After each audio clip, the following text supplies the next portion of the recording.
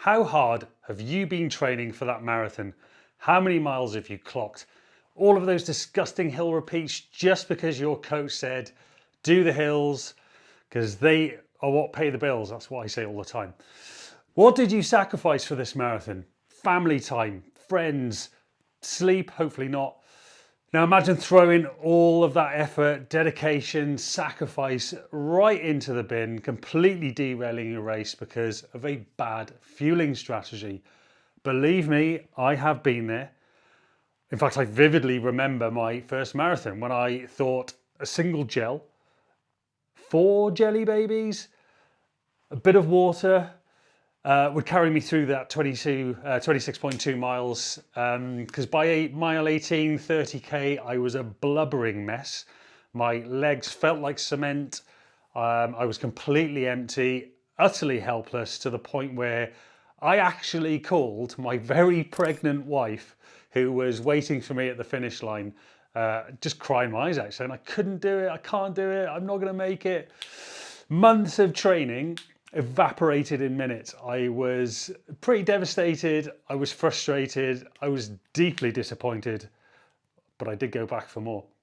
And today I'm going to show you exactly what I did off the back of that, which has helped me now to nail multiple sub 3 marathons. I am a 1:16 half marathoner, and I've finished in the top 10 and podiumed at many ultra marathons ever since. So follow along, follow these tips, and you will never face that heartbreak on race day again, because the myth about the wall is nothing to do with your training. It is to do with your fueling. So let's get into it. So here is the truth about marathon fueling that I don't think enough people talk about. And that is that your gut needs training too. And it can be trained. I hear so often things like, my tummy can't handle gels or food or chews or fluid in it when I'm running. And that's because we need to practice and train our stomach to handle it. Think about it. As we run, blood moves away from the gut to the working muscles, obviously particularly in the legs. As we work harder, there is less blood in the gut to help with digestion and processing of the contents of the gut. Now, most runners I come across tend to train early in the morning, and I know for those morning runners that many of you simply can't stomach breakfast beforehand. But guess what? If your stomach isn't trained to handle fuel, you're leaving performance on the table. Your gut needs to adapt, just like your muscles and your cardiovascular system do as well. But I do get it though. You're busy, you don't have time to make breakfast or eat something before you run, particularly early in the morning. But it is this neglect that is exactly what causes so many runners, like I did back then, to crash and burn on race day. So here are some actionable and, I hope, valuable tips that you can implement pretty much immediately. Number 1, practice your race day fueling. And what does that mean? So one of the best opportunities for you to practice your race day fueling is on your long runs. Start testing your race day fueling strategy. I tend to recommend for the marathon distance around about 8 to 10 weeks out from race day. So you're starting to experiment with different gels, chews, or sports drinks to see what sits well in your stomach and what doesn't. And I'm going to talk about gels quite a bit. And I know a lot of people say, I don't like gels, I can't stomach gels. But they are the most portable and most easiest things to work with. And I'll come on to that in a bit. Again, it's all about practicing that gut to deal with it. Just remember, when we are running a marathon, we are not out there for the gourmet experience.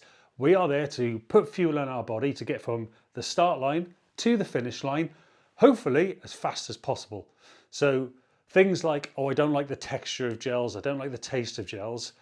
Do a little bit of experimentation to find out what works for you, because it is the easiest thing that you can do to help yourself to get from the start line to the finish line as quick as possible. Just remember, you're not there for the gourmet experience. Get that fuel in you. Okay, so number 2, we want to be aiming to get around 60 to 90 grams of carbohydrate per hour of running, Now that might sound like a lot, and it is. I do get it. It is a lot, particularly when you might have heard things like jelly babies. Do you know how many jelly babies you actually need to achieve 60 to 90 grams of carbohydrate per hour? It is a lot, and you don't want to be running with all of that in your gut. So what you should be thinking about in the context of practicing from 8 to 10 weeks out, maybe you could start off with around about 30 grams per hour in that kind of 8 to 10 week range. In your first week or two, and then gradually increase as your stomach adapts. So 1 gel per hour's worth of running. So if you're doing like a 2-hour long run, 8 to 10 weeks out, then you are going to be talking about only having about 60 grams of carbohydrate over the entire 2 hours. So 2 gels maybe. But as time goes on, start increasing that amount that you are having. So by the time you get to race day, you should be more than comfortable with having that 60 to 90 grams per hour. And it doesn't matter, the evidence shows it doesn't really matter if you are male or female or 50 kilos or 120 kilos. The recommendation is around about 60 to 90 grams of carbohydrate per hour. And we'll come on to this in a bit more detail in a bit, but gels do have that ideal ratio of glucose to fructose, which is what we are going to be using. Our preferred fuel source during our marathon is going to be glucose and fructose. Okay, so next point is we want to be fueling our training. Now, your long runs that you're going to be practicing on, where you're going to be starting off with around about 30 grams of carbohydrate per hour, and then over the course of that 8 to 10 weeks as you build up to the race, you're going to be fueling your training. And not only does that help fuel the actual run itself, but I always say that recovery starts during the run itself, even beforehand really, but carbohydrate intake has been shown to help with recovery from the run itself.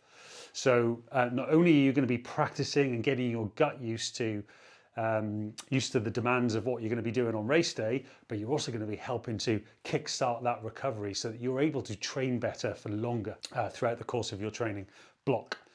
Okay, going back to my point about about the people that run it in the mornings. If you are one of those people who struggles to eat, first of all, it doesn't need to be a major breakfast operation. You could just have something small. Try something like half a banana, half a slice of white toast, white specifically, with jam, a few bites of an energy bar, even a little bit of chocolate. And that's a good excuse to have some chocolate first thing in the morning. That is all you really need to get things going. Gradually increase the amount of food over time. Remember, we are practicing our gut just the same as with our training. In these first 8 to 10 weeks, even going back to 16, 20 weeks out, we're not doing a whole bunch of 20-mile long runs. We are probably going to be much less than that, and we are going to build up over time. And we want to do exactly the same thing with our gut. So gradual increase. So maybe that 1 slice of toast with a bit of jam might become 2 slices of toast, or perhaps a bagel. Cinnamon bagel with jam, that kind of thing. So gradually increasing the amount of food over several weeks to get your stomach accustomed to having something in it before exercise. I'll come on to that in a bit more detail just now. But remember that training your gut is important as training your legs, and you need to do it regularly. So practice regularly. Next part, gels, and why I recommend gels. First of all, they are quick, they are easy to consume, they are highly portable. You can carry them in pockets.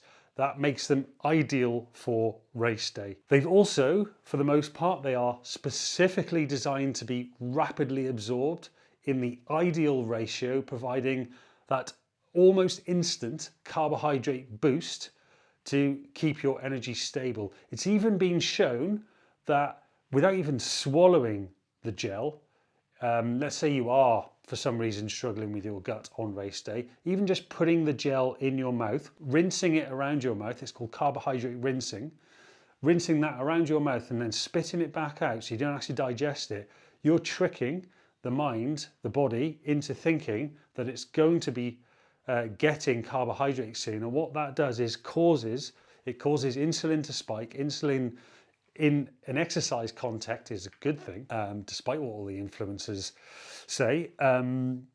That helps to raise glucose levels in the blood and send that to the working muscles. So even doing that can be really helpful. So the types of gels that I would be recommending that you try, and let me go back to a sort of a point I was making earlier, that a lot of people don't like gels, but again, if you go through the process of practicing and trying to find out which ones you perhaps do like the taste of, I think gels have improved quite a lot in recent years. There was a time where they were a bit sickly, a bit, the texture just didn't sit right in your mouth. But I think there are some great brands out there that have improved massively, and they are much less sickly. There's some really neutral tastes out there now, and they are designed to sit better on your stomach. If you do feel like they don't sit very well on your stomach, then it is a case of practicing. So the kinds of gels that I will always recommend are the higher carb gels. If you are having gels like some of the cheaper brands, yes, they may be cheaper, but they'll have much less carbohydrate in them and sometimes quite a lot of fillers and rubbish in them. So, if you're having, think of it this way, if you have 6 gels with 20 grams of carbohydrates in them, that's 6 gels you need to carry on you.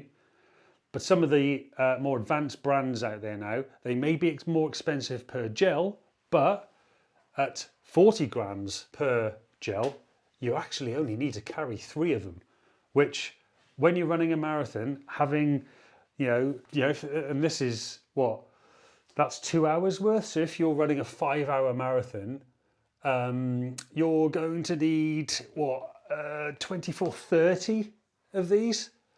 30 times 20 grams, that's crazy. Even 15 is still quite a lot, but that is the maths. That is the maths. It is that simple. No, in fact, you don't even need 15. You need 10. I think that's right maths. Anyway, you get my point, is that they are much more portable. The bigger ones just logistically do help, and you get a bigger whack of carbohydrate in one go. I guess one of the advantages with a lower carb gel is that they can be a little bit gentler on the stomach, especially if you're new to fueling. They are a good place to start.